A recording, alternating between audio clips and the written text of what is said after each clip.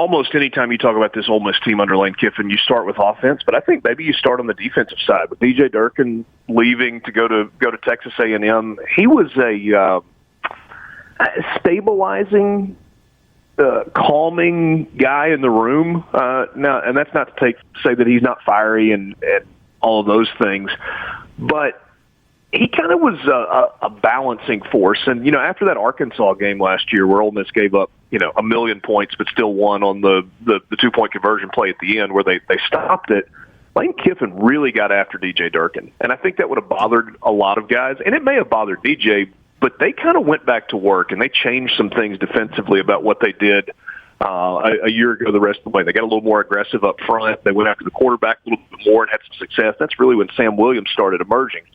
So Durkin goes to A&M, and now it's Chris Partridge. And the reports out of camp, and, they don't show a lot on their Saturday scrimmages, but everything that I've heard is on the defensive side, it's been good. It's been, aggressive. There are new faces. Ole Miss continues to add guys to the transfer portal. Obviously, there's some big pieces you've got to replace on that side of the ball. Primarily Sam Williams and Chance Campbell, who had such good seasons a year ago. But I think they like the direction they're headed. And so far, so good. Whatever that means for spring ball with Chris Partridge. And then on the offensive side, it's still Lane Kiffin's offense.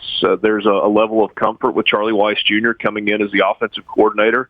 He's going to call plays on game day, we think, but Lane is always going to have a role in that. And what is it coaches like to say? They always get 51% of the votes. So it seems so far to be good. And, there's not a coach in the SEC who has done a better job replacing assistants as they've moved on than Nick Saban. And Lane talks about how he tries to kind of model his program. He's had a lot of transition on his staff over the last couple of years, and so far it has worked okay in replacing those guys. We'll see if they're able to continue that.